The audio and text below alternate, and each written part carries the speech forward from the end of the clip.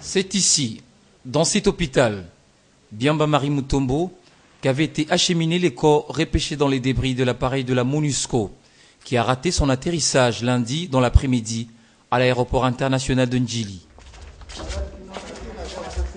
Nous sommes dans les couloirs du bâtiment. Un responsable de cet hôpital nous conduit vers Francis Mwamba, le seul rescapé des 33 passagers qui étaient à bord de l'avion.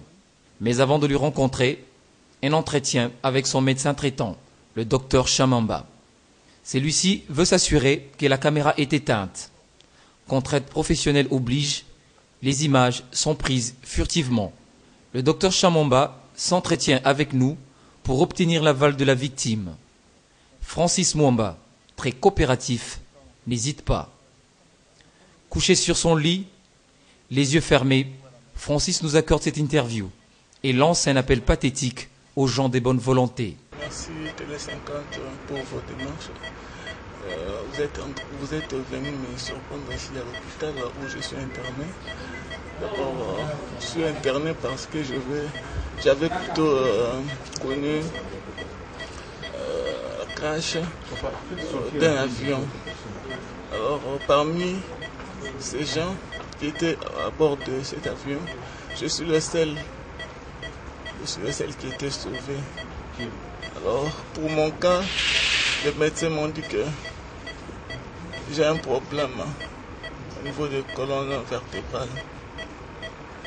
Alors, pour que je puisse bien récupérer mes deux jambes, on doit m'évacuer de ce pays. Donc, je dois aller dans d'autres pays, là où on soigne bien les cas de colonne vertébrale. J'ai saisi de cette occasion pour demander aux gens de bonne foi, surtout au gouvernement, Papa Mosito, Maman Olive, Joseph Kabila, qu'ils me soutiennent un peu parce que j'ai besoin vraiment de mes deux pieds. Si aujourd'hui je récupère mes deux pieds, j'aurai encore le courage d'aller chercher les informations pour l'intérêt de notre population. Sur place, nous sommes informés que la situation de Francis est très critique. La victime doit être urgemment transférée à l'étranger pour une meilleure prise en charge. Selon son médecin, sa colonne vertébrale a été sérieusement touchée. Les problèmes se posent juste au niveau de la colonne lombaire, parce qu'il a une fracture au niveau de la colonne lombaire qui comprime la moelle épinière. C'est ce qui fait qu'il a une importance fonctionnelle au niveau des membres inférieurs. Ici, on n'a pas de centre spécialisé pour les opérations de la colonne vertébrale. C'est seulement à l'étranger. Le père et la femme de la victime, c'est vraiment le désespoir. Ils ne savent pas à quel sein se vouer. Ici, tous les gens sont bonne volonté. Ils ont MONUSCO, ils ont le gouvernement, ils ont les journalistes. Ils ont Monique.